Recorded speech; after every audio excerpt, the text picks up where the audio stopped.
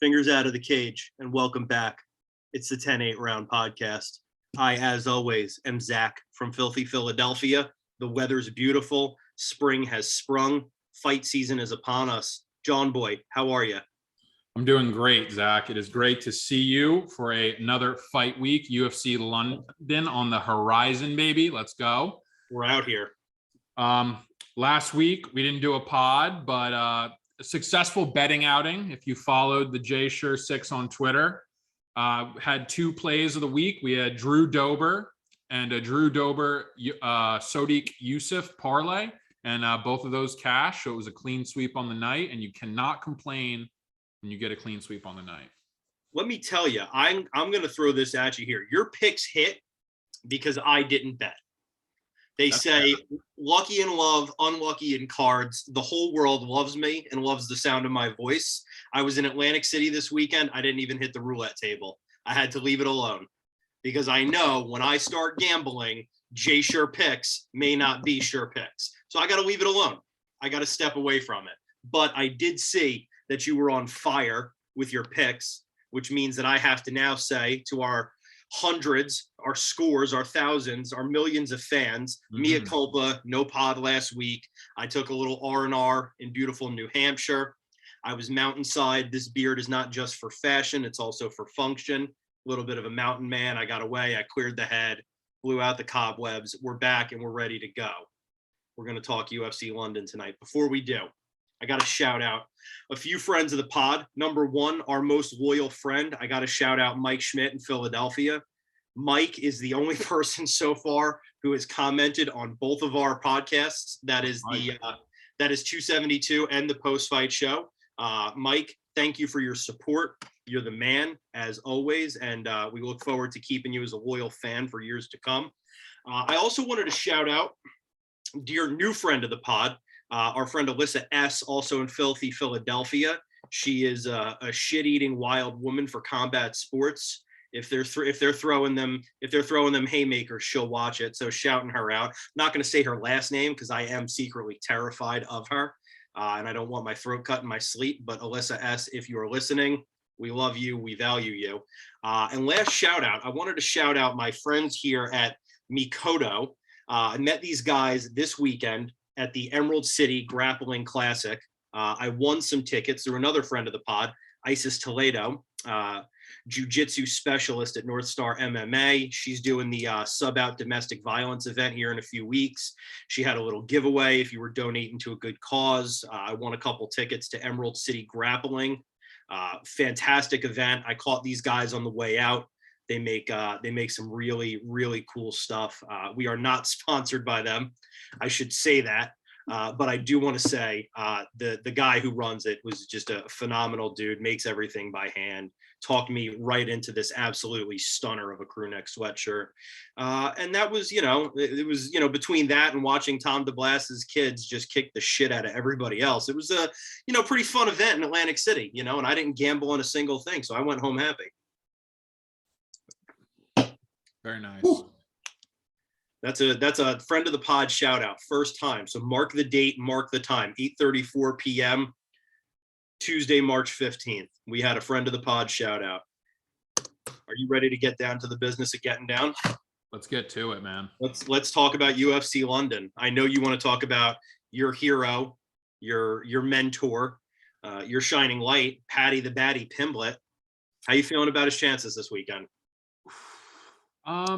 I mean, the UFC knows what they're doing with this one. They're lining up a tomato can, a walk in the park, however you'd like to phrase it. They know what they're doing with this. They have their cash cow. I guess he is a self-proclaimed cash cow. I don't know how that really translates to revenue so far. He's beat one guy in the UFC, and it was a very, very close fight. They got him lined up against, I believe, Rodrigo Vargas, who is a borderline UFC guy. So the UFC knows what they're doing with this one. I'm going to fade. I will go on the record right now saying that I'm going to fade PADDY PIMBLETT in pretty much every single fight that he fights in, except for possibly this one because he's in UFC London. The UFC's given him a layup, and it really doesn't get much easier than this, I don't think, for Paddy Pimblett. So I've written it down. You're going to fade Paddy in every fight except the one coming up. We'll see how much that line moves. If we start getting to like a +4, +500 threshold where they're just like everybody's hopping on this Paddy train, hell, I might have a flyer. So keep your eye out on Twitter. I might make a move on Vargas. As crazy as that sounds, I don't want to do that, but if the people make me do it, I'll do it. Listen, I've written it down right next to Ricky Tercios will never break the top 15 as your other hot take.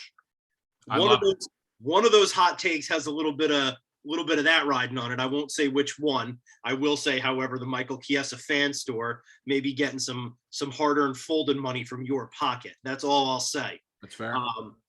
Listen, he's obviously fighting soup cans, and obviously Dana White is crazy like a fox, and so are the other matchmakers over there, right? They know what they have. But it wasn't that long ago.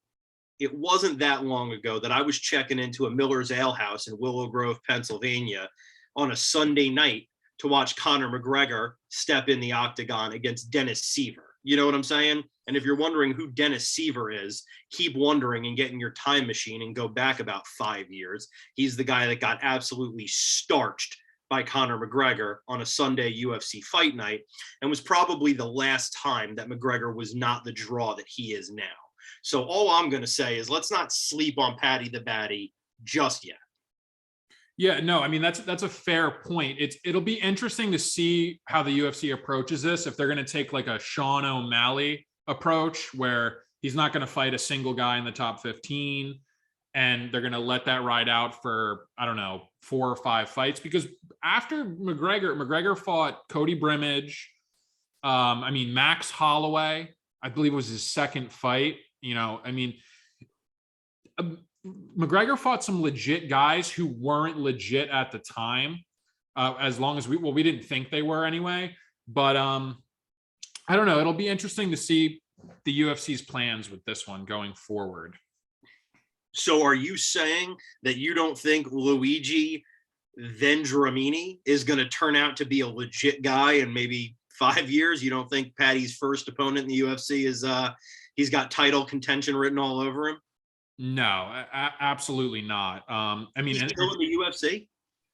I think he might be the Italian Dream or something like that, the Italian Stallion. I don't know if he's still in the UFC, but he's not going to make waves. If he's still in the UFC, he probably won't be for much longer. But I will tell you who will be in the UFC for much longer and who Paddy Pimblett is stirring it up with. Hot off the press today, Ilia Topuria, a Georgian fighter, 145er, actually the weight class below Pimblett, got into it today in London. There were some sanitizer bottles thrown, some punches thrown. The two have been going back and forth on Twitter now for a year or so. I'll tell you this much. Topuria is not a guy who you want to fight early. He's a guy who will derail and end this hype train sooner than UFC, Barstool, and all of them intended, because Ilia Topuria is a legit guy, and Pimblett better watch who he's barking up the wrong tree on that one. I truly believe that. So let's talk numbers. Ilia Topuria, obviously a legit guy. Yeah. Right. And that's a trademark. That's a 10-8 round trademark. When we say legit guy, we mean legit guy. He's a legit guy. He's 11-0. Like you said, he's a 145er, 3 KOs, 7 subs, and a decision. Yep.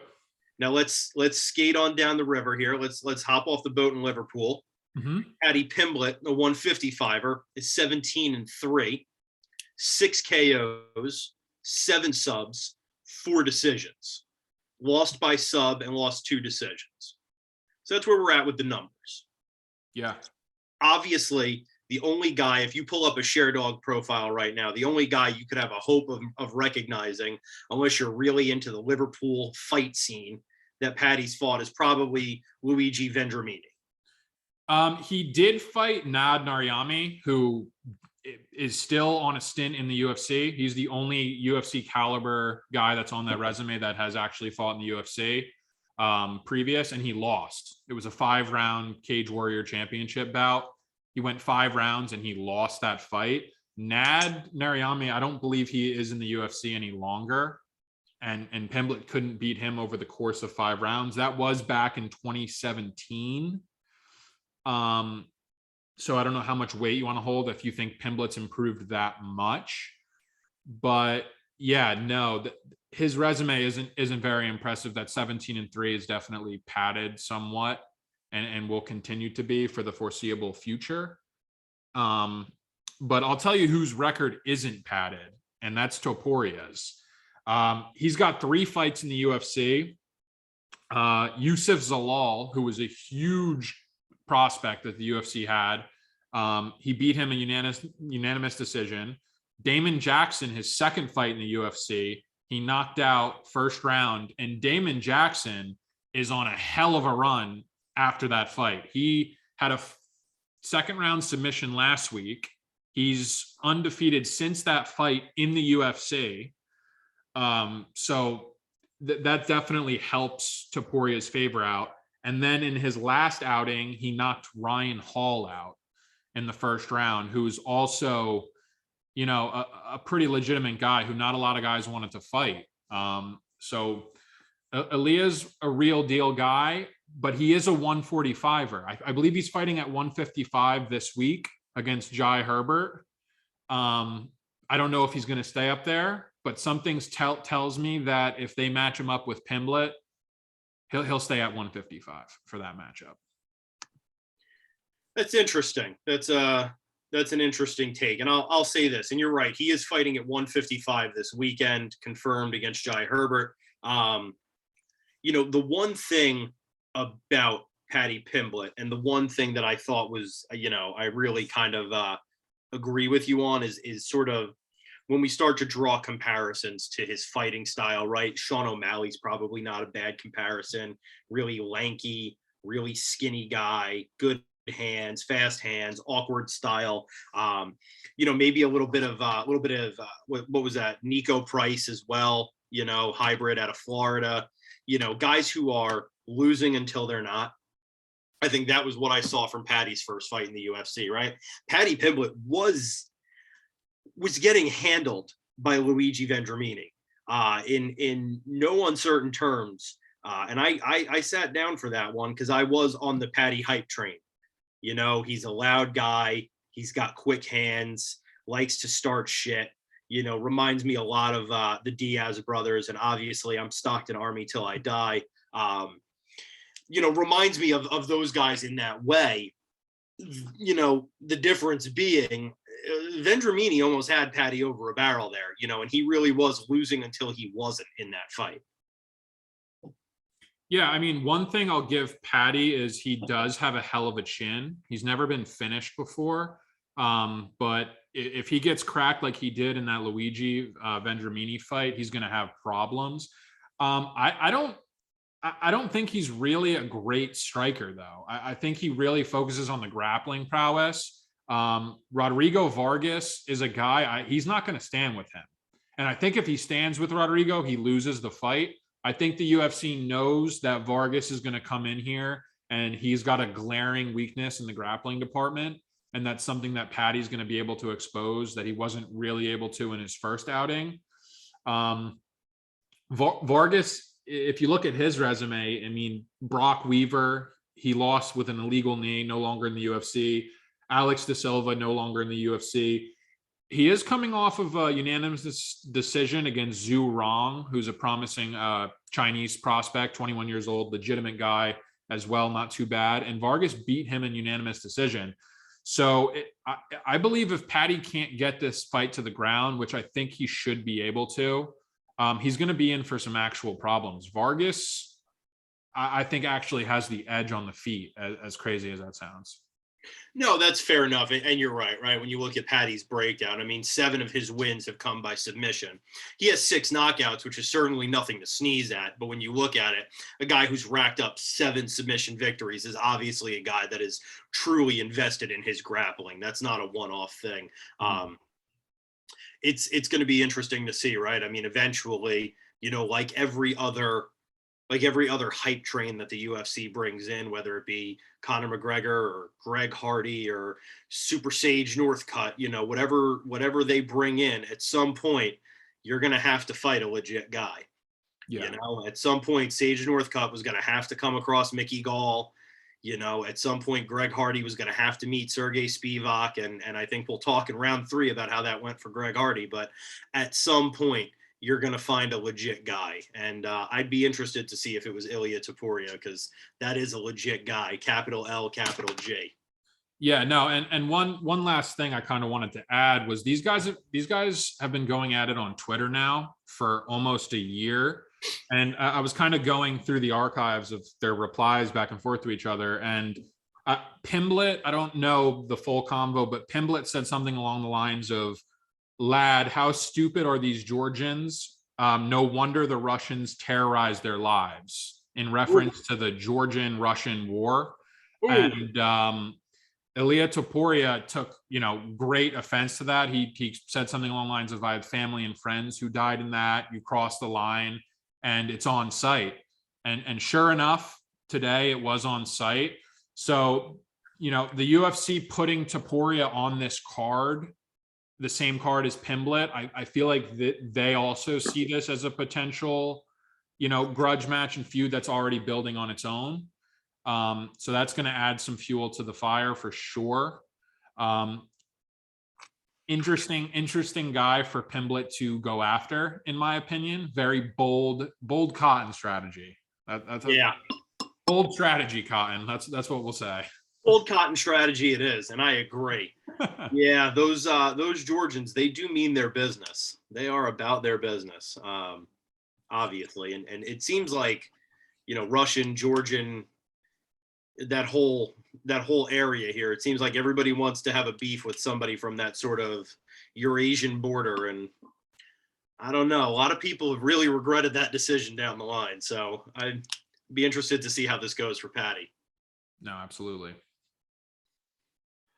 Well, there are other fights happening this weekend, aren't there? It's not just Paddy Pimblett fighting, right? No. We've got all the English hype trains stacked into the O2 Arena for Saturday night. We got the headliner, Tom Aspinall, who a lot of people think could potentially be the next UFC heavyweight champion. And I get that. Aspinall's a legit dude from looking at his resume. I mean, he beat Sergey Spivak his last time out, first round knockout. But he's fighting a guy in Alexander Volkov, who is really a top 5 gatekeeper, we'll say. I don't think he'll ever wear gold in the UFC, but he's the type of guy who you have to get through to see if you're legit enough to really contend for that strap. So this is an interesting fight, man. I'm looking forward to this main event. Yeah, this is an interesting one. And look, if nothing else, we know that he can beat Greg Hardy, right? So if that's our metric, both of these guys should be able to beat Greg Hardy. And Tom Aspinall, obviously, there's a lot of hype train behind that, but and rightfully so, right? With an 11-2 record, there's no reason to not believe that this hype train is not legit.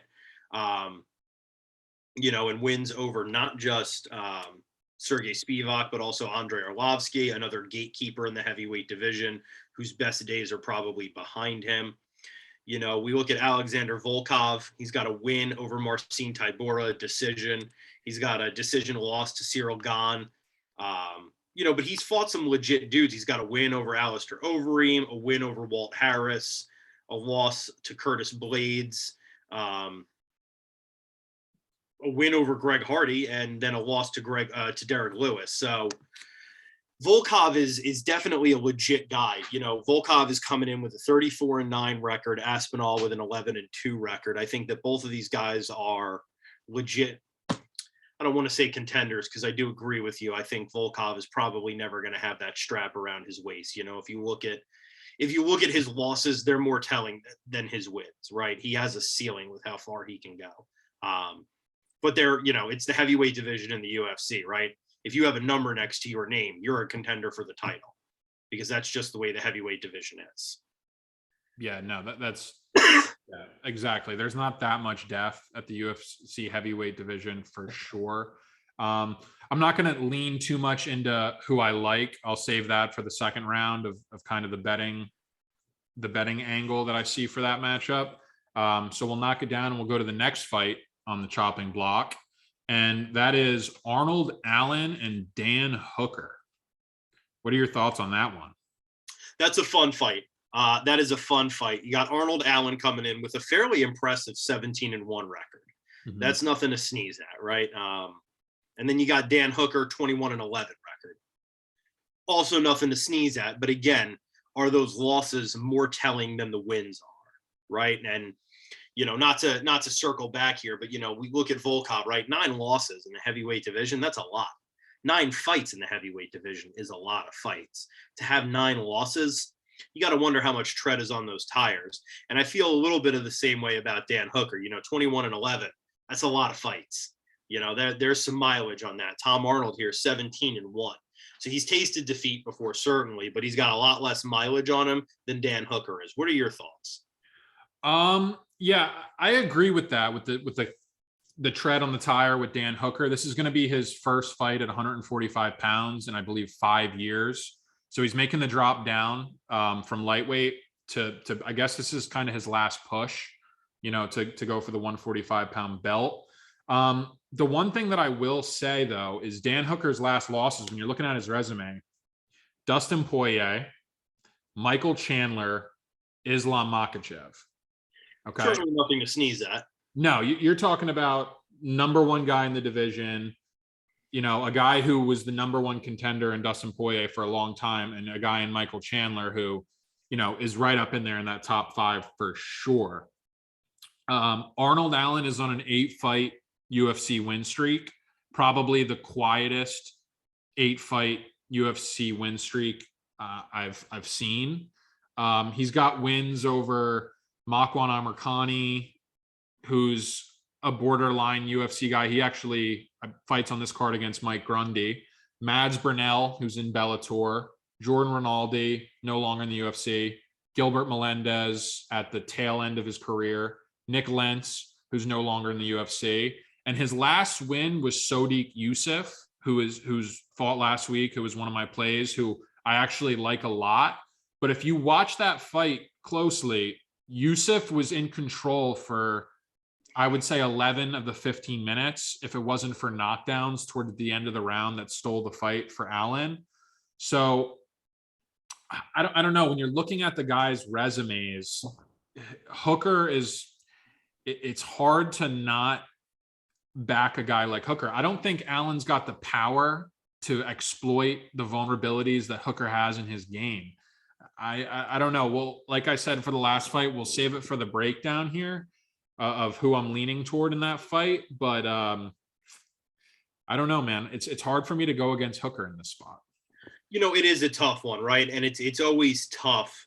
It's always tough to stack up a fight when you can say one guy's losses are more impressive than the other guy's wins, right? Beating Sodiq Yusuff, beating anybody in the UFC is an impressive feat, right? Mm-hmm. You've got to be one hell of an incredible fighter to be the worst fighter in the UFC. That being said, it is always so tough to call your shot when somebody has impressive losses versus somebody who has unimpressive wins. But with 21-11, right? That's no spring chicken. Eventually, those really impressive losses, somebody like an Arnold Allen is going to come up and catch you. That's just the way it is. Dustin Poirier, Michael Chandler, Islam Makhachev, those are legit guys. No matter how you shake up the numbers, they're top 5 guys. But at the end of the day, they're all losses.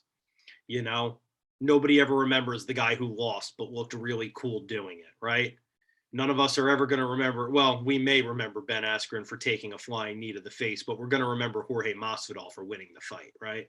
And the same is true here. You got a guy who's got impressive losses and is fighting legit guys, but he ain't winning them. You know, at some point, if it's not Arnold Allen, it's somebody else who's going to catch up to Dan Hooker. And eventually those impressive losses start to change to these are just losses. Yeah, no, that's a fair point for sure. I just think if you put Arnold Allen in the ring with Dustin Poirier, it's not going to end well. If you put Arnold Allen in the ring with Islam Makhachev, it's going to end very quickly. And put anybody in with Islam Makhachev at this point, I think it's going to end very quickly. Exactly, though. And if you put Michael Chandler in the ring with Arnold Allen, I don't know. I think Vegas is going to line that, heavily sided one way. So you're right. Arnold Allen he's coming for the top. He's in a position where he's on a huge, massive win streak. This is a huge fight. This is definitely the best opponent that he has ever faced in his entire career. And I'm looking forward to that fight. That might be one of my favorite fights to see on the card this week. All right. Well, let's put a star next to it then. Yeah, definitely. Star down there. Let's remember it. Mm-hmm. Who we got next? Gunnar Nelson, Takashi Soto. Yeah, wow, that's an interesting one. That is an interesting one. You got Gunnar 17-5-1, Takashi Soto 16-4. But what's behind those numbers? Who do you like? Who's looking good to you? I mean, the thing with Gunnar is he hasn't fought in I don't think 5 years. Yeah, maybe I might be wrong, but he hasn't fought in at least 3 years. It's been a while since we've seen Gunnar Nelson. His last fight, I believe, he lost to Gilbert Burns. It was a unanimous decision. He got knocked out by Santiago Ponzinibbio. That was 2019. Okay, so 3 years ago, and we haven't seen Gunnar since then. I mean, he's coming in at like a -450, -500, which kind of blows my mind. Takashi Sato isn't a terrible fighter. He's 17-4, and the 3 losses on his resume are submissions, which is Gunnar Nelson's bread and butter.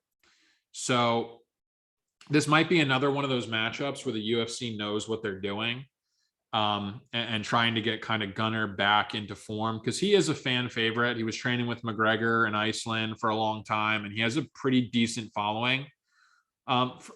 Gunnar Nelson does. So, yeah, I mean, I think this matchup bodes well for Gunnar. Yeah, so when you look at Gunnar Nelson, right, one hasn't fought in 3 years. His last, looks like 5 fights. Out of his last 5, I think 4 were losses. Lost to Burns. Sounds right. Lost to Leon Edwards. Mm-hmm. Lost to Ponzinibbio, and maybe not 5, but he then had a few wins, and then before that had lost to Damian Maia. So, to be fair, I mean, we've got some, again, we're dealing with a situation where we've got impressive losses, right? Gilbert Burns, Ponzinibbio, Leon Edwards, Damian Maia. None of those guys are somebody who anybody should be sneezing at. But again, we're stuck in a situation where we have impressive losses. Yeah. Yeah, no, for sure. And then the layoff is also just concerning. When a guy's out for 3 years and he opens up that big of a favorite, it's just like, I don't know how much stock you can put in that and how much real faith you can put betting that at the window with a guy who, you just haven't seen perform. You don't really know where he's at. He's a type of guy who, if you were going to play him, you'd probably want to wait till weigh-ins and get a gauge of kind of how he looks and kind of what shape he's in. So, that'd be my stance on it. Wait till weigh-ins and take in the information. And then I think that's fair. I mean, cage rust is obviously a real thing. And this isn't a sport where you can spend 3 years in a weight room and make a comeback, right? You can't spend 3 years running roads and make a comeback. If you're making a comeback, it's because you've been back in the gym, you're sparring with guys, they're throwing heavy bombs at you, you're grappling with guys who are trying to rip your arm off, you're training with guys who want to be UFC fighters, right? And guys who train like they want to be UFC fighters. So you don't know what's happened in those 3 years, right? Did somebody hyperextend his arm in training one day? Did he get clipped under the eye one day and now this is going to be a lagging thing? Does he have a sore hand? And all these things can show up and you don't know what he's going to look like. So it's been 3 years since he climbed in. So I'm with you. I don't, this is anybody's guess, as to which Gunnar Nelson's going to show up. And I like Gunnar Nelson. I'm not a Gunnar Nelson guy, but I do like Gunnar Nelson. So this will be an interesting one. Yeah. Yeah. Too many question marks to really, make a decisive pick on that fight. But Gunnar looks like the favorite. He's minus 450. Like I said, that's a stretch, but we move along. We always do. Mm-hmm. So who do we got next? We got Molly McCann, Luana Carolina. Yeah, so we've got another Liverpoolian fighting in the O2 Arena, and Molly McCann. Have you ever been to the O2 Arena? I've never been to London. You've never been to London? I've never been to London. No. Oh, it's a shame. We'll have to go. In England. we'll have to go. London. I mean, that's a city. That's a city worth going to. O2 Arena, great time, electric energy, right there. I believe near the Angel Tube Stop, right there in Islington in North London. I mean, fantastic time. You can't beat it. When we do go, I know the fish and chip spot. We'll hit that real quick. You got to get the white and the red malt vinegar. Be generous. Don't be stingy. Drop it on there. It's wrapped up in a cone. We take it with us. We're on the roll. Tell me about Molly McCann. What do you think? I mean, Molly McCann she's nothing special, but neither is Luana Carolina. This is a fight where, minus 130 Molly McCann, plus 110 Luana. This is a flip of the coin bout. I could see this being a split decision. The only thing helping Molly is it being in London. So the scorecards are known to have been relatively generous when an English fighter is fighting in England. I think that's one thing that she has on her side. Luana Carolina, I don't know. I think I'm going to go with the lengthier fighter here in Luana Carolina, but this is a fight that's definitely going to end up on the scorecards, and I don't like fights that go to the scorecards in England when you have an English fighter fighting. So I'll probably be laying off that fight. I think that's fair. Let me say first and foremost, if there's anything special about Molly McCann, it is that her nickname is Meatball. And I think that's awesome. That is a great nickname. That is a nickname that tells me that you are confident. You're a confident fighter because you're going in there called Meatball. And that's just, that's the kind of stuff I show up for. I like that kind of goofy shit. That being said, looking past that, a really cool nickname, a really cool, interesting Liverpoolian accent, and it is a unique accent, as I'm sure you've noticed from our Liverpool or our Scouse fighters. It is a unique accent. Outside of those two things, I am struggling to find anything else to talk about to say that Molly McCann is anybody special in the UFC. I mean, she won a decision over Ji Yoon Kim. I remember watching that fight. She didn't look particularly good. And then before that, she lost two, one to Laura Procopio and one to Talia Santos, both by decisions. She is a pretty consistent decision fighter, or at least she has been in the UFC for the, 3 years or 4 years that she's been in the UFC. She's been a pretty consistent decision fighter. Yeah, I don't know that there's a lot really to say about this one. Yeah, no, she's a fan favorite, not a ton of upside. Yeah, that's really all I got to say about that fight. Well, then let's get into it then. Your guy, your legit guy of the night, Ilia Topuria versus Jai Herbert. Mm-hmm. That should be a good fight. Yeah, no, I don't think it's going to be a good fight. I think Ilia Topuria is going to make quick and easy work of Jai Herbert. I think Herbert is in over his head. The only thing being in his benefit is that it'll be at 155 pounds. So Topuria is going up. in weight. But other than that, I don't see where Herbert wins this fight. He's a pretty good striker. He's a kickboxing background. I've seen him be brutally KO'd in the UFC, and Topuria is definitely somebody who I could see shut his lights off. It's a big spot though for Topuria here. If he wins this fight and Pimblett ends up coming through, I think that sets up that potential matchup. All signs point to Topuria for me. I'm very high on him. I see him being a real problem at 145 pounds. It'll be interesting to see if he stays at 55. I don't think he will. I think that this was on short notice, I believe. I believe Herbert was scheduled to fight. Who was it? I believe it was. I forget his name, but he was scheduled to fight somebody else who was also a legitimate guy, and it got scrapped on short notice, and Topuria is filling in. So that's why this is at 155. Mike Davis. That's who he was going to fight. Mike Davis pulled out of the fight with Herbert, who also I think it's a bad matchup for Herbert. But yeah, I'm a big Topuria guy, and I think he's going to get it done, and he's going to make it look easy on Saturday. Yeah, I mean, if we're looking strictly at strength of schedule, right? Who have you fought? We already went through Ilia Topuria. Obviously, he has fought some legit guys and come out the victor. Mm-hmm. Jai Herbert 1-2 in the UFC. Finally got his first win in the UFC recently with a knockout of, I actually have to look again at this gentleman's name, Kama Worthy. Yes, Kama. I was going to say Karma Worthy. That is not correct. It is Kama Worthy.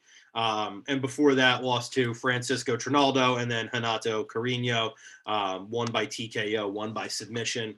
Where do you think Ilia Topuria is going to want to have this fight? Because if you look at his 11 wins, it looks like he started his career in the way most Eurasian fighters started, in that he wanted to submit every person who came in front of him. But it looks like as of late, he's been letting those hands go and finding success with it. So what do you think he's looking to do here against Herbert? You think he wants to match him with the kickboxing, or you think he wants to get it to the ground and make it quick? I mean, I think it's really up to him. I think he can feel him out, and he has endless possibilities of ways to win this fight. Georgians are known for their tremendous wrestling backgrounds. You see it with Merab Dvalishvili, another, relentless guy. I think he's going to knock him out, to tell you the truth. But if he wants to play this out on the ground and play with his food for a little bit, I could see him doing that as well. Interesting. Well, I'm excited for that fight. I'm excited to see where Topuria is at.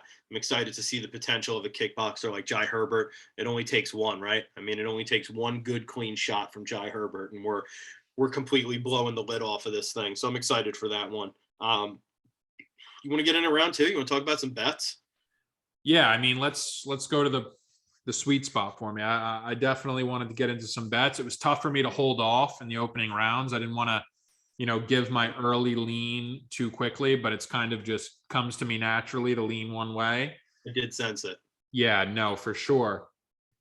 The more and more I'm looking at the card, and as we discuss it, I don't want to do this. Like, I feel like I'm going to regret doing this, but the Alexander Volkov line is plus money. And if you look at Tom Aspinall's resume in the UFC and not in the UFC, first round knockout, Andrei Arlovsky, he doesn't get the first round knockout. And in that second round, he absolutely gasses out. He shoots for a takedown and sets in the most awkward rear naked choke I think I've ever seen. And I believe if he doesn't sink that rear naked choke in on Arlovsky, that Arlovsky starts to find some seams in the second and third round. So I'm not saying bet Volkov right off the bat, but if this thing gets out of round one or round two, that there's going to be a live betting opportunity where you can really hop on Volkov here. is what I'm seeing. I'd like to see him get out of the first round. Aspinall's cardio, I don't think is there.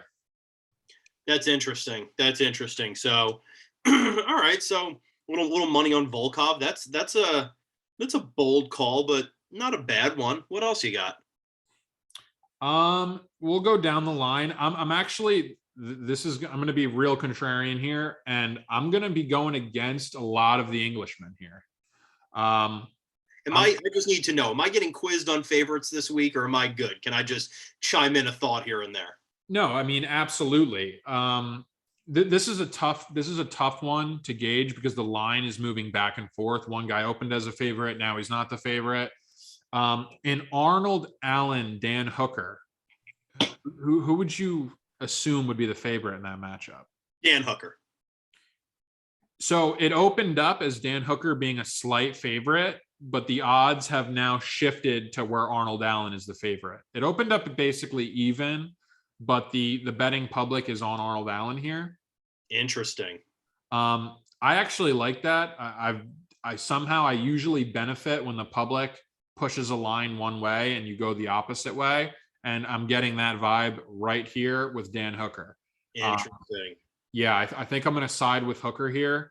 I think that if you're going to place these bets on some of these not Englishmen and you're going to go with the dogs, wait till last minute. Wait till all of the Englishmen at the bar are pounding some drinks, and they're going to pour their money on late, where they're going to start stringing together heavy favorite parlays. I think that these lines are going to move in the opposite direction. I think you're going to be able to get Hooker for maybe plus 130 down the road. And if you're going to give me Dan Hooker against the guy who, his best win is against Sodiq Yusuff in a really, really close fight, I'm going to take that bet. So look for that line to move a little bit more. And I might get killed on this slate here, but I'm going to go with Hooker.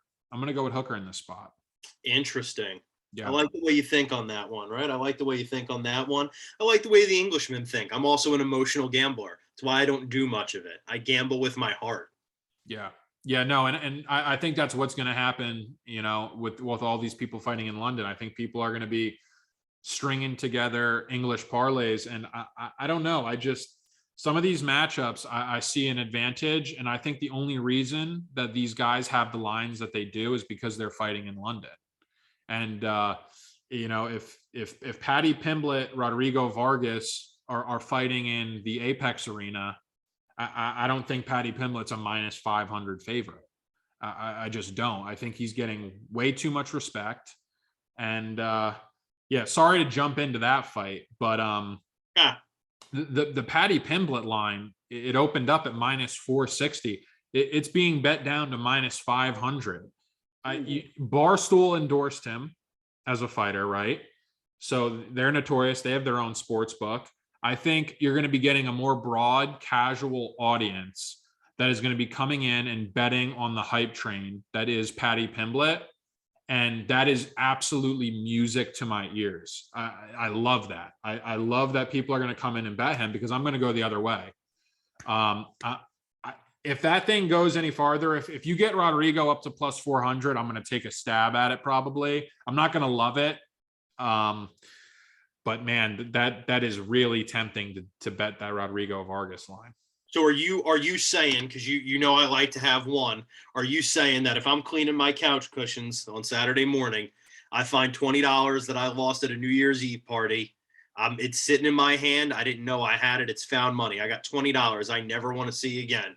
Are you saying that Varga is the bet? You said this to me last week, and it makes me look like I'm going back on my pick here, but I'm really not. I wouldn't do that. I would side with Hooker and Volkov. But when you're giving Rodrigo Vargas a plus 400, you're implying like an 80% win rate for him. And when you're implying that high of a mark, I don't know. Something inside is telling me, take a stab on Vargas, take a stab on Vargas. Pimblett's overrated, and I will say that until his whole entire career pans out, and we're going to see how that pans out. But I think there are probably better bets in this spot, but I think the general public is on Pimblett for all the wrong reasons. It's fair. It's fair. You really hate when I push you on that $20 question, don't you? I'm going to keep doing it, John. Listen, journalistic integrity is what the 10-8 pod is all about. We're not letting it go. We're staying honest. We're keeping each other honest. Yeah, no, it's a good question. I don't know if that's the stab I would take, but at those odds, you know, why not? Why not? All right, Gunnar Nelson, Takashi Soto. I know that Gunner's opened up as a favorite. You mentioned that in round one. Mm-hmm. What do you see this one as being worth to bet on? For all the reasons that we kind of went over and that we stated, that there's just so many question marks with Gunnar Nelson, you know, the 3-year layoff and all that. I'm probably not going to go near this fight, to be completely honest with you. I guess I would look to see maybe where a sub prop is for Gunnar Nelson submission prop later down the road. I didn't look that up. I would assume that's probably around like a -200, -150. I feel like that's where your real value is at. I'll probably lay off this fight, but the sub might tempt me if I can get a good enough number in the -150 area. All right, what's next? Who do we got next? Luana Carolina, Molly McCann. Yep, Molly McCann, Luana Carolina. You have an early lean on who you think would be favored in that? I'm going to say Molly McCann is favored. Yeah, I think I did mention that a little bit earlier, but yeah, she's a slight favorite. This is a fight where I'm going to lay off it completely. I don't have a lean. I'm going to just sit back and enjoy this one. Fair enough. Who else? What else are we talking about for betting? Aaliyah Topuria, I'm going to inside the distance prop, whatever that's at. I don't even care the number. Anything under 300, I'm going to take. I think he gets Herbert out of there. Going down the line, Mike Grundy, Makwan Amirkhani. We didn't really discuss that in the opening bell. I think there's value on Grundy. He opened up at about -150, and the public are hammering him. He's already up to about -180. But I think there's a little bit of value in that. I think Grundy beats Amirkhani. As I look down the rest of the slate, I don't know. I think this is another dogs is barking type thing where there's going to be a lot of upset fans in the crowd, and a lot of the hometown guys are going to lose. Ooh. I really do. That's what it's looking like for me. So you heard it here first, folks. Dogs are barking. Write it down. Yeah, no, the dogs are going to be barking. I got a feeling. So we'll see how that plays out. Well, there you go. If you guys want to win some money on Saturday, you just queue up round 2 and you listen to old John Boy tell you how to fucking spend your money, because that's how you spend it. That's how you win it. I, for one, probably will put no money on it because I am a guaranteed loser when I bet on fights. But, you know, maybe. I don't know. Maybe I'll put 20 on Dan Hooker just for old time's sake. Just for old time's sake. Just to keep it interesting. Yeah, I like that bet. I like that bet for sure. So let's transition here. Let's go to the judges' scorecard. Let's get into our round 3 here. Some interesting happenings in the MMA world. The first one, and I don't think we need to spend too much time on it, but did you see that Kevin Holland has once again foiled a gunman's plot to cause violence to innocent people?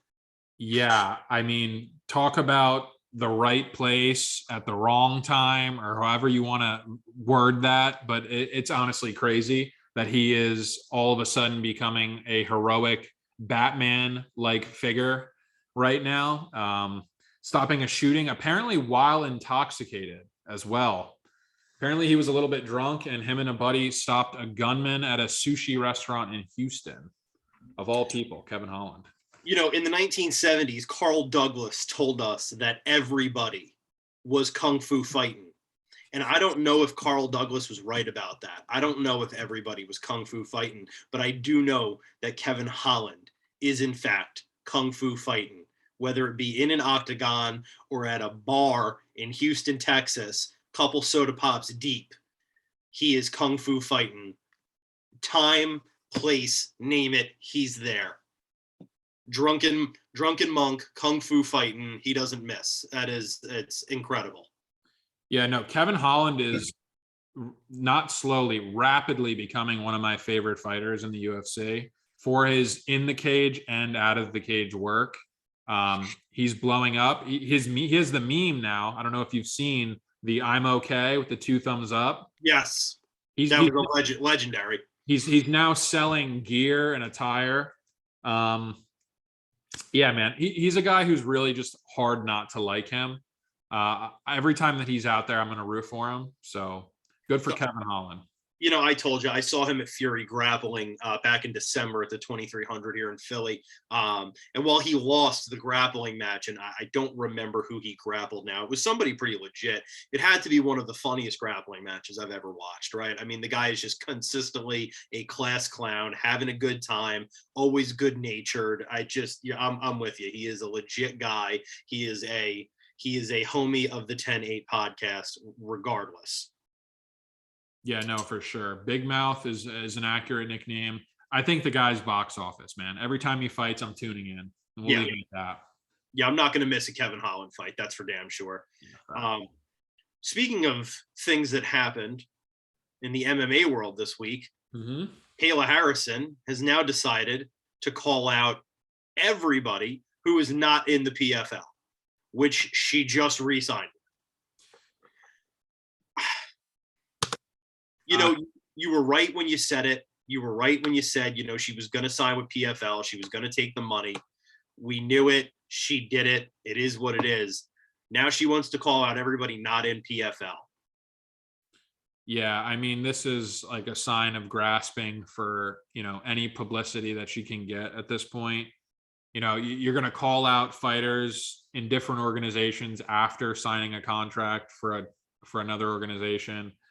I mean, she said something along the lines that PFL promised to bring her in 145-pound girls or 155-pound girls for her to fight. I don't know anybody who they could possibly bring in that's not already part of an organization. Right. So, you know, she's blowing a lot of smoke right now. You know, she's going to lose interest quickly, I think. So it gets old watching her smash cans. So, you know, and I mean, at the end of the day, right, that's the thing, right? When we look at the great hype trains in MMA, you know, and nobody comes to mind, and I know you wanted to talk about him, we'll get to him next, right? Conor McGregor. You know, McGregor was the greatest hype train that the mixed martial arts world has ever seen, and remains to be the greatest hype train that we've ever seen. But at the end of the day, Conor McGregor stepped in the octagon with Jose Aldo. Conor McGregor stepped in the octagon with Khabib Nurmagomedov. He stepped in the squared circle with Floyd Mayweather. He actually fought these people. He made it happen. You know, that's the problem with, you know, I think sometimes this MMA hype train that I think some fighters are desperately trying to cultivate. You know, if you call out people that you have no chance of fighting, you know, eventually it's just the boy that cried fight. Yeah, no, exactly. I mean, I guess all roads lead back to Conor McGregor, because here we are talking about McGregor and he's not even, you know, on this card or really any relevance to this card. But I mean, guys like PADDY PIMBLETT, you know, that's their entire persona. It's a poor man's Conor McGregor. That's how I see it anyway. It doesn't necessarily look real to me. When Conor said something, you believed it. Yeah, but one thing that I did want to touch on is McGregor's been getting a lot of heat. A lot of people are saying that he's washed up and not relevant. And I don't understand that this slander that Conor McGregor is getting right now in the MMA media world, because who are his last 2 losses? Dustin Poirier, Khabib Nurmagomedov. And that's it. So you just named the #1 contender in the world at lightweight and arguably the greatest UFC fighter of all time. Okay, so to say that McGregor's fallen off, I think that's a drastic assessment of his career, because that is definitely not the case. He's fighting the best guys in the world. I think when he comes back in July, he could fight anybody, and I like his odds against, you know, a Tony Ferguson, perhaps, although that was a scheduled bout with Michael Chandler that, we could talk about. I mean, the disrespect that this man is getting while he's been out of the game is unfathomable to me, because his losses are against literally the best guys in the world. He's not losing to nobodies. He's losing to the best of the best. And I think there's still some tread on his tires. And I think he could make some noise when he comes back. People are already talking about how he could fight Oliveira for the belt and hop right in line. I know that's probably a reach, and he probably doesn't deserve that.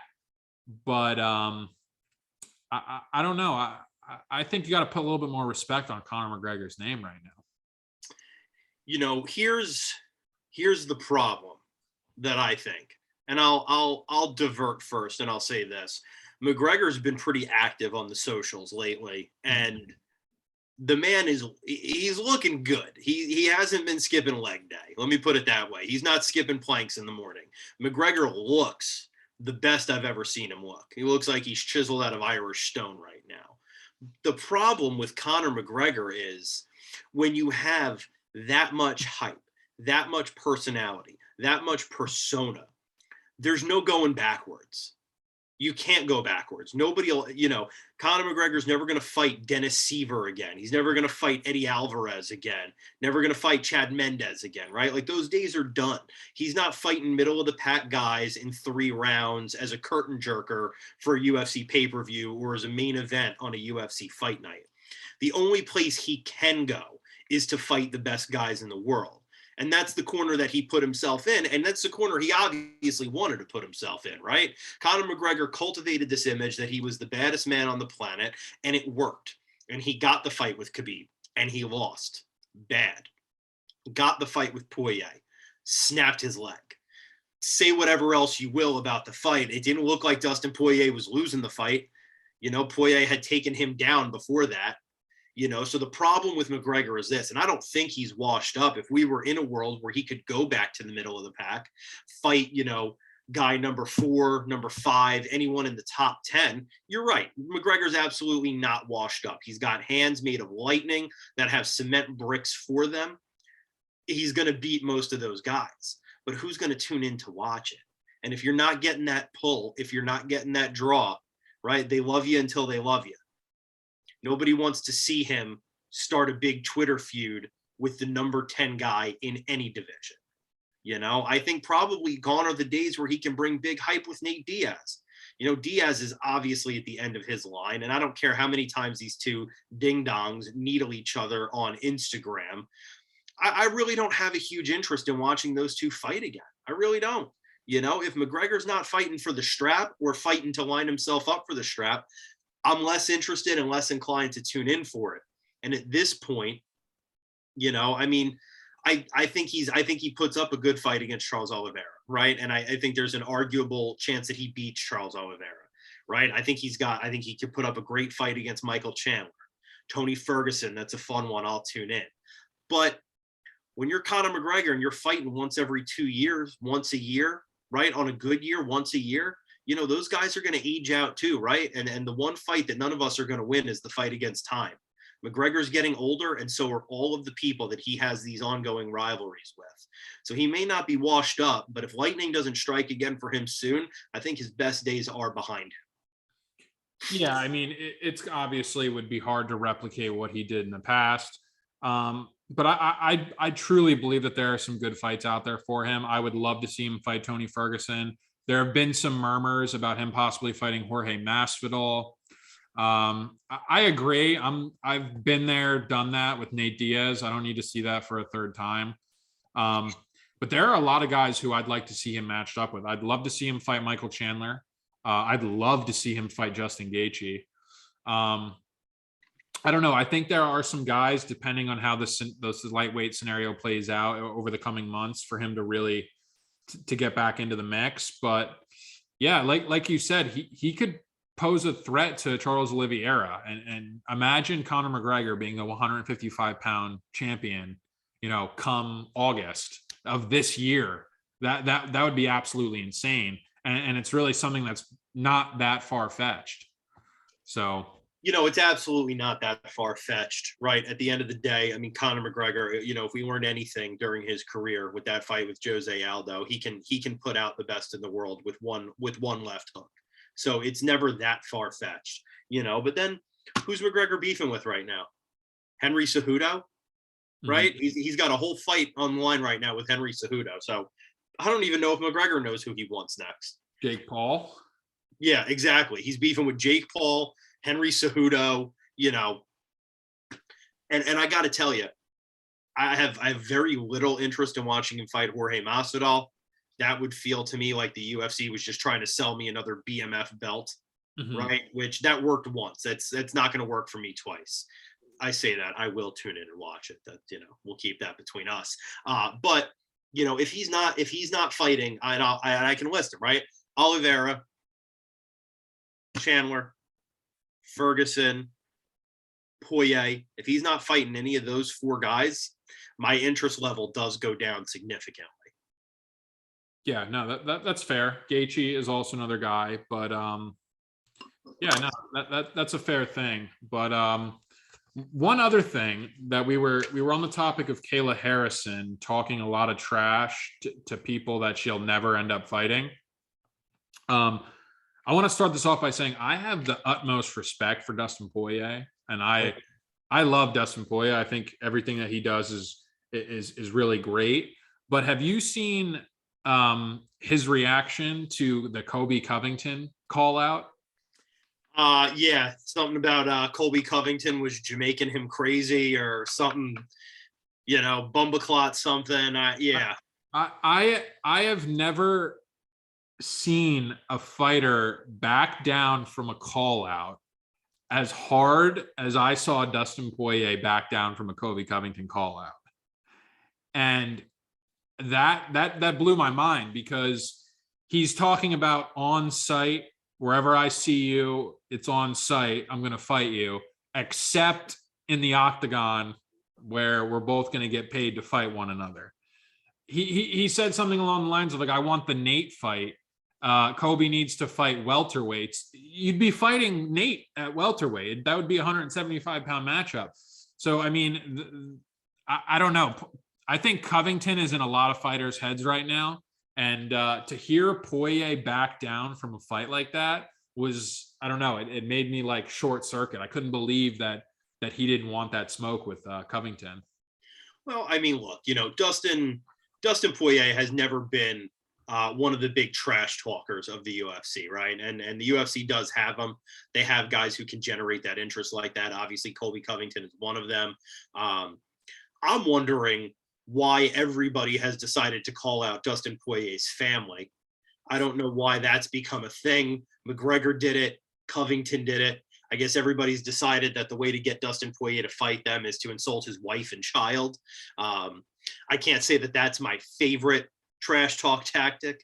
It tickles something inside on my morality bone. It bothers me a little bit, because at the end of the day, right, this is a job and it's 15 or it's 25 minutes and then you're going to leave and hopefully go back to your family. And two idiots are going to talk about you on a Zoom podcast as if they know you. But I don't know. I feel like Dustin's always been pretty consistent. He has no interest in fighting Colby in the UFC. And I don't know that I blame him. I mean, sure, there's a lot of hype there, but you're not going to sell the hype like you did with the Masvidal fight.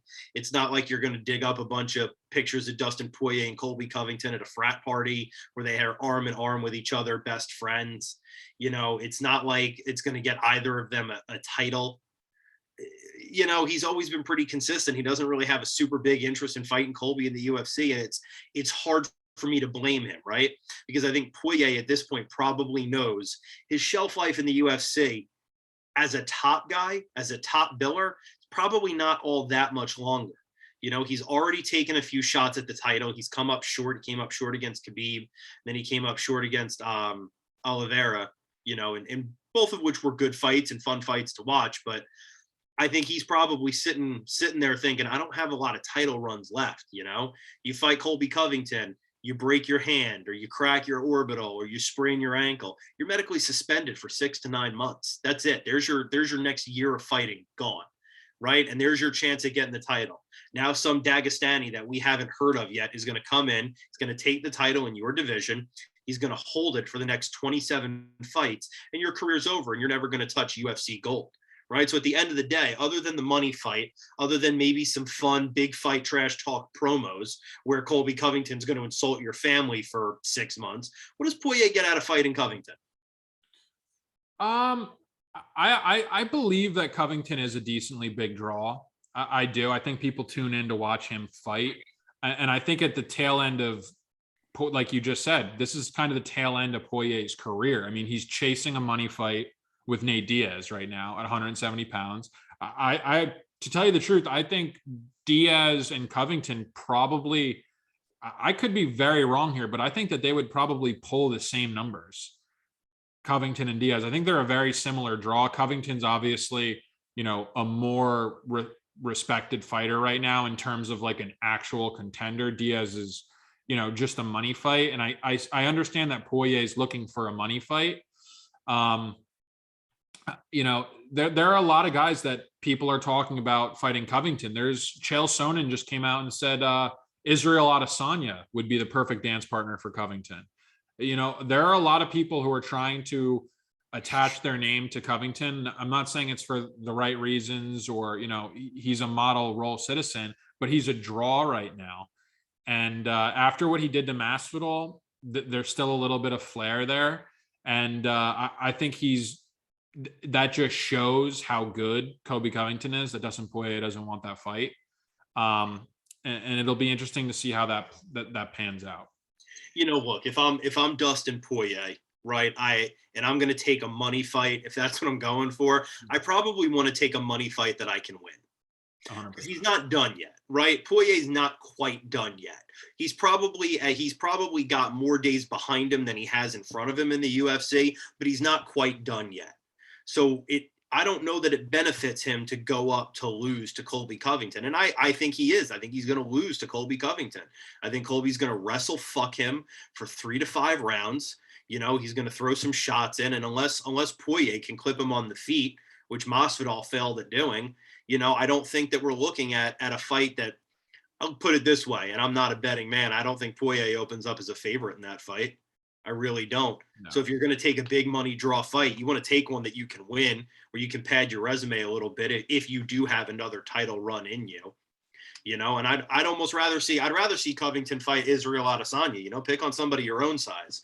And that's an interesting fight right there, because you're dealing with maybe one of the best strikers in the UFC versus one of the best wrestlers in the UFC, right? Getting back to basics of what the UFC was intended for, which was to figure out which discipline is the best, who is the supreme fighter, wrestler versus striker. That's a tale as old as time.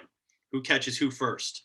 And for Poirier, I mean, if you look back on the history of Dustin Poirier, it's an interesting one, right? Grew up in Louisiana, was, I believe, raised by a single mom, was a juvenile delinquent, was a really troubled kid in Louisiana, really going down the wrong path, and then sort of turned it around when he found jiu-jitsu and ultimately mixed martial arts and made a life for himself where he otherwise wouldn't have had one. That's a feel-good story, right? That's not a guy who's going to throw a hand truck through a window of a bus in Brooklyn. That's not a guy who's going to insult somebody's family on national television on a pay-per-view. He's not that dude. He lives a pretty good and humble life, does a ton of charity outreach work.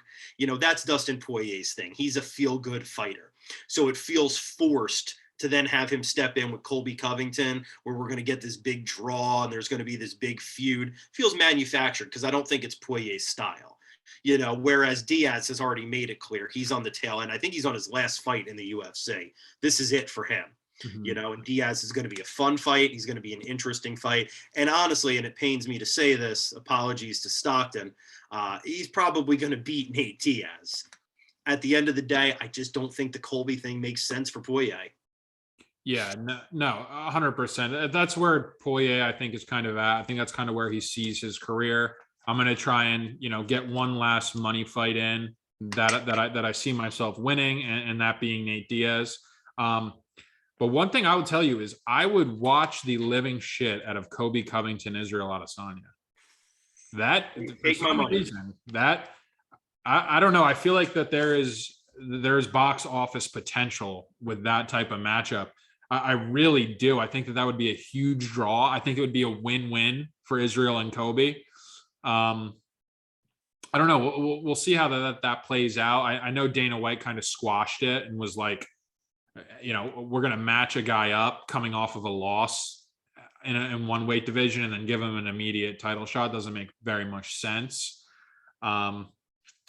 So we'll see how it plays out. Before we get out of here for the week, before we wrap it up, Kayla Harrison brings up one interesting question. It's a tale as old as time. Since Degeneration X invaded Monday Night Nitro, since NWO invaded Monday Night Raw, we've always wondered when there's two big promotions, how would it shake out? So you've got Bellator, PFL, Eagle Fight FC, and of course the UFC. If you could make one matchup, taking that whole pot of fighters, any weight class, make one matchup, what would it be? My theoretical matchup that I would see in a cross-promotion fight. I know that there were talks about Gegard Mousasi saying he's the best middleweight in the world. That's nonsense. Wow. Do you have one that comes to mind for you? I mean, take one of the Pitbull brothers, right? Take Patricky Pitbull, throw him against somebody high up in the UFC, and I'll watch the ever-loving shit out of that. Yeah. No, you're right. A Pitbull fight is always an entertaining fight. I'm trying to think of a guy who, I would really love to see be tested against UFC caliber. I mean, I guess we kind of insinuate that Kayla Harrison would be that person. That just didn't pan out. So that's unfortunate to see. I'd like to see her matched up against, Cyborg in Bellator, or, the winner of the Jessica Pena, Amanda Nunes, preferably Nunes, just because of the aura that she has around her. But I'm trying to think. There's, maybe for a fun fight, like Fedor fighting somebody in the UFC, like that would be, kind of an entertainment type thing, a draw that I would love to watch.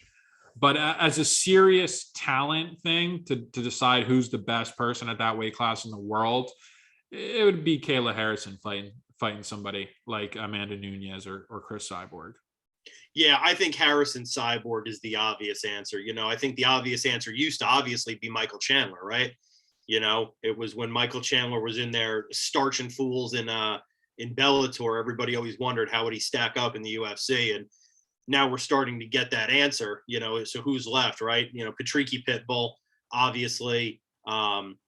Michael Venom Page in Bellator is another one that I'd love to see stack up with somebody of UFC caliber. Yeah. I think we're probably 5 years too late now, and obviously he never made it. But Paul Simtax Daly, that's a fun fighter. And you could have made a lot of fun fights with him in the UFC. Yeah, Douglas Lima, when he was in like his heyday, that would have been somebody like when he was absolutely thrashed everybody in Bellator. He had the really close fight with Rory McDonald. Yeah, he ended up winning the rematch, I believe. But yeah, he would have been an awesome guy to watch fight as well. And it was Douglas Lima who actually knocked out Michael Venom Page, right? Yes. With the flying knee, left him Frankenstein on the canvas. Yeah, that was a vicious KO.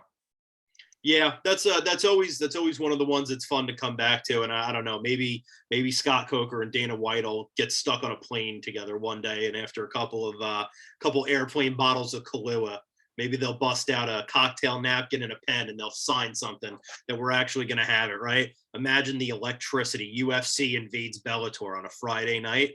Ooh. Yeah, I mean, Coker's got to be salivating at the thought of that idea. But Dana, probably not so much. A little bit less so. He can only lose. Yeah, absolutely. But I mean, Eagle FC too. They're starting to rise up the ranks. They just signed Junior Dos Santos. Yeah. They're making some legitimate signings. So it'll be interesting to see. It seems like they have a lot of money that's being backed into that organization to make some real signings. I think Eagle FC is going to be the next thing to stack up against UFC. I could see them passing Bellator with fighter talent for sure. I could see it too, and I hate it. I've always been a Bellator guy. I've always really liked Bellator. It's one of those things, right? I get home from work on a Friday. What am I going to do with myself tonight? Wait a minute. There's a Bellator card on tonight, starting at 8 o'clock on a Friday. I'm going to crack a soda pop open here. I'm going to order up a pizza. I'm just going to chill out for the night, have a little me time, watch some dudes I've never heard of, do the damn thing. I've always liked Bellator for that reason. Yeah, no, absolutely. I always like watching some of the other fight organizations, PFL as well. They have some decent signings. Anthony Pettis is fighting over there. So, but I mean, we're the thing is, I'm naming a lot of guys who came from the UFC. So it just goes to show. It just goes to show kind of how the UFC is just really, monopolized this entire thing, and just kind of the production value that you get by coming with them, just how much that blows you up. Yeah, it's pretty crazy what Dana White's done with the UFC. Agreed. Well, I guess we'll have to keep dreaming. I'll have to keep asking Santa Claus every year for it. Maybe one day. Well, John, I think that does it for this week. I think we've covered a fledgling UFC fight card in the O2 Arena that's going to be at 4 o'clock Eastern Standard Time, about as well as we can. You got anything else? Nothing really much else to add. I think for a lot of these fights, I'm going to probably wait till weigh-ins on Friday to pull the trigger on a lot of them. So like I say in every episode, JSure6 on Twitter, I'll be posting my plays, what I like and what I see, and look for those on Friday. That's JSURE6. That's it. On Twitter. Give the boy a follow. And as for us, we're going to take off. Call your mother. Tell her you love her. We'll talk to you guys soon. Later.